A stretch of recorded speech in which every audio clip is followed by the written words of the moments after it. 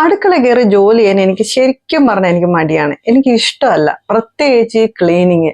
ഏറ്റവും കൂടുതൽ നമ്മൾ സ്പെൻഡ് ചെയ്യുന്നത് അടുക്കളയിലായിരിക്കും. പ്രത്യേകിച്ച് രാവിലെയൊക്കെ തിരക്ക് പിടിച്ച് എല്ലാം ചെയ്ത് പെറുക്കി അടുക്കള കുളമായി കാണുമ്പോൾ തന്നെ നമ്മൾ മൈൻഡേ അങ്ങ് പോകും. പിന്നെ അന്നത്തെ ദിവസം ഒരു ബാഡ് പോലെ ഇരിക്കും. ഇത് ക്ലീൻ ചെയ്യണമല്ലോ എന്ന് ഓർക്കും. ചിലപ്പോൾ അതവിടെ ഇട്ടിട്ട് പോകും.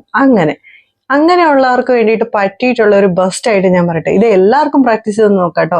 ചിലപ്പോൾ ഞാൻ ഈ പറയുന്ന കാര്യം കേൾക്കുമ്പോൾ പലർക്കും അഭിപ്രായ വ്യത്യാസം ഉണ്ടാവും. പക്ഷെ റിയലി ഇത് നിങ്ങൾക്ക് ഭയങ്കര യൂസ്ഫുൾ ആയിട്ടുള്ള ഒരു 10 ടിപ്സ് ആണ് കേട്ടോ. ഞാൻ ഈ പറയുന്ന 10 ഐറ്റംസ് നിങ്ങളുടെ കിച്ചണിലെ അനാവശ്യ വസ്തുക്കളാണ്. ഈ പറഞ്ഞു കഴിയുമ്പോൾ നിങ്ങൾക്ക് തന്നെ അത് തോന്നിപ്പോവും. അപ്പൊ ഈ 10 ഐറ്റംസ് ഏതൊക്കെയാണെന്ന് നോക്കിയാലോ. അതിലെ ഒന്നാമത്തെ കാര്യം സ്പൂണും ഫോർക്കാ. ഇവർ ഇച്ചിരി പ്രശ്നക്കാരാ. അതായത് നമ്മൾ ഇത് കുറെ എണ്ണം വാങ്ങിച്ചു വെക്കേണ്ട കാര്യമുണ്ടോ? ഇപ്പൊ തന്നെ നിങ്ങൾ അടുക്കളയിൽ പോയി നോക്കിക്കേ, നിങ്ങൾക്ക് എത്ര തരം വിവിധ തരം സ്പൂണുകളും ഫോർക്കുകളും ഉണ്ടെന്ന്. ഇതെല്ലാം നിങ്ങൾ ഉപയോഗിക്കുന്നുണ്ടോ? ഒരിക്കലും ഇല്ല. ഇപ്പൊ എന്റെ വീട്ടിലും ഉണ്ടായിരുന്നു കുറെ സ്പൂണുകളും ഫോർക്കുകളും ഒക്കെ. ശരിക്കും പറഞ്ഞാൽ ഉപയോഗിക്കുന്നേ ഇല്ല. അപ്പോൾ ഞാൻ എന്ത് വിചാരിച്ചു, നമ്മളെ കുടുംബത്തിൽ ആകെപ്പാടെ ഒരു 4 പേരേ ഉള്ളൂ. 4 പേർക്ക് ഉപയോഗിക്കാനുള്ള 4 സ്പൂണും 4 ഫോർക്കും പോരെ.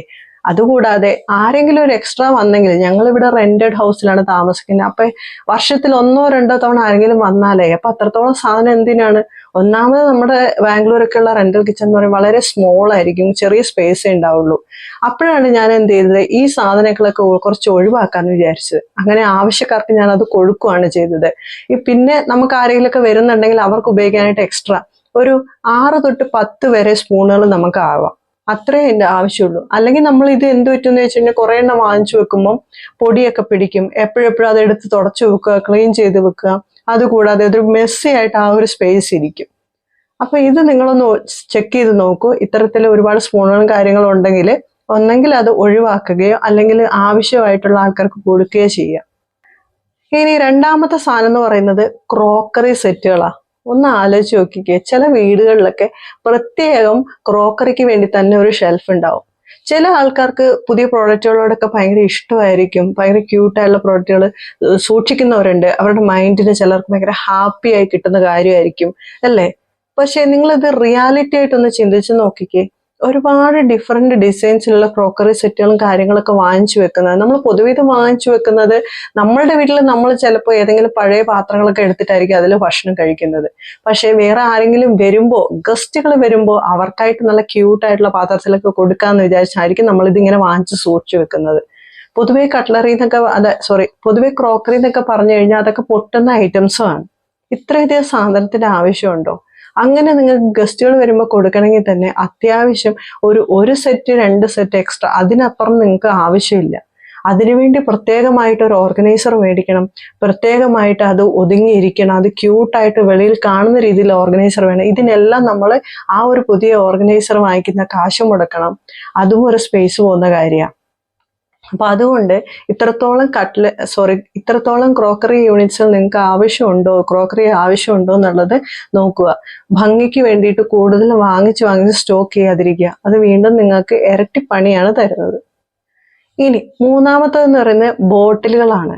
ഇപ്പൊ ഒന്ന് ആലോചിച്ച് നോക്കിയേ. ഇപ്പൊ നമുക്ക് ഓഫീസിൽ നിന്ന് അല്ലെങ്കിൽ നമ്മളുടെ വേറെ ബർത്ത്ഡേക്കൊക്കെ നമുക്ക് വാട്ടർ ബോട്ടിൽ കൂടുതൽ നമുക്ക് ഗിഫ്റ്റ് കിട്ടാറുണ്ട്.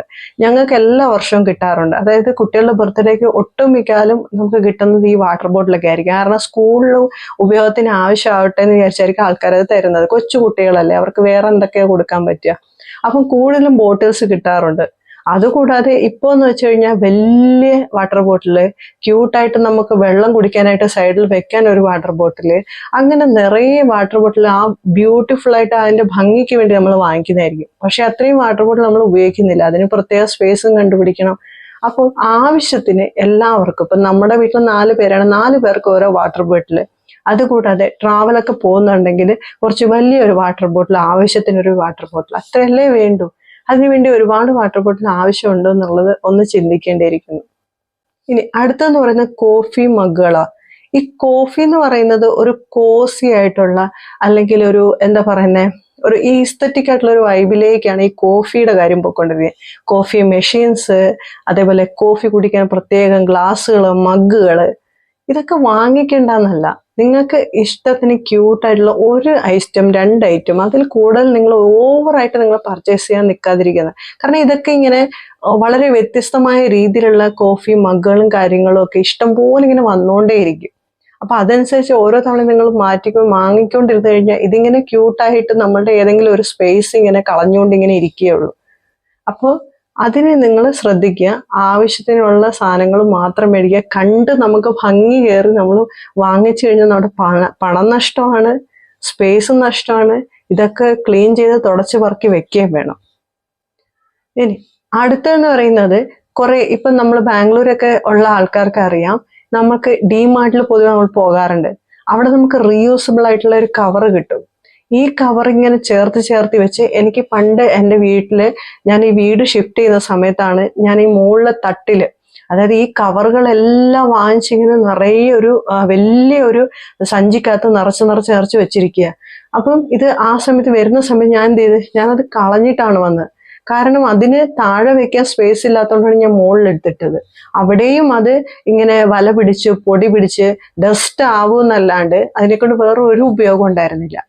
അപ്പൊ എന്താ അതിന് നമുക്ക് പരിഹാരം ചെയ്യാൻ പറ്റുക? നമുക്ക് 1 2 കവർ അല്ലെങ്കിൽ ഒരു 3 കവർ കൂടിപ്പോയി, അത്രയും നമുക്ക് ആവശ്യമുള്ളൂ. ഡിമാർട്ടിലൊക്കെ പോകുന്ന സമയത്ത് നമ്മൾ എഗെയിൻ വാങ്ങിക്കുമ്പോൾ ഒരു 20 റുപ്പീസ് എക്സ്ട്രാ കൊടുക്കണം. ഡിമാർട്ടിലൊക്കെ പോകുന്ന സമയത്ത് കിട്ടുന്ന കവറുകൾ നിങ്ങൾ സൂക്ഷിച്ചു വെക്കുക. അതിനെ വീണ്ടും നിങ്ങൾ പോകുന്ന സമയത്ത് ഗ്രോസറീസ് ഒക്കെ വാങ്ങിക്കാൻ പോകുന്ന സമയത്ത് അതിനെ എടുത്തോണ്ട് പോവുക. അത്രയേ ഉള്ളൂ. വളരെ സിമ്പിൾ ആയിട്ട് നമുക്ക് 2 3 കവറുകളുടെ ആവശ്യമേ ബാക്കി കവറുകളൊക്കെ എടുത്ത് ഉപേക്ഷിക്കുക. കാരണം അത് നമ്മുടെ കൂടുതൽ സ്പേസ് കളയുന്ന ഒരു സാധനമാണ്.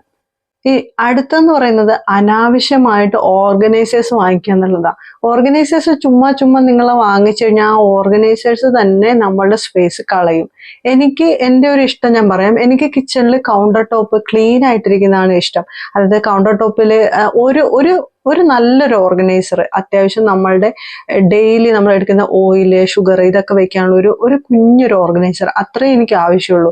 അമിതമായിട്ട് ഒരുപാട് ഓർഗനൈസറിന്റെ ആവശ്യം നമുക്കില്ല. എന്നെ സംബന്ധിച്ച് എനിക്കില്ല. കാരണം ഒരു സമയത്ത് എൻ്റെ ചാനൽ തന്നെ നോക്കിയാൽ അറിയാം, ഞാൻ ഒരു സമയത്തൊക്കെ ഓർഗനൈസേഴ്സ് ഒക്കെ നന്നായിട്ട് ഇഷ്ടപ്പെട്ട് വാങ്ങിക്കുന്ന ആളാണ്. എനിക്ക് ഇപ്പോഴും അത് വാങ്ങിക്കാനൊക്കെ ഭയങ്കര ഇഷ്ടമാണ്. പക്ഷെ ഇതിന്റെ ബുദ്ധിമുട്ടുകളും അതേപോലെ ഈ മിനിമലിസത്തിന്റെ ഈ ഒരു ഫോളോ ചെയ്യാൻ തുടങ്ങിയപ്പം ഇതിന്റെ ഇഷ്ടം, അതായത് ഇതിന്റെ ബുദ്ധിമുട്ടുകളൊക്കെ കുറഞ്ഞ് നമ്മൾ അടുക്കള പണിയും ക്ലീനിങ്ങും ഒക്കെ ഈസി ആവാൻ തുടങ്ങിയപ്പോൾ ഞാൻ മനഃപൂർവ്വം അതിനെ ഇപ്പോൾ ഒഴിവാക്കുകയാണ്.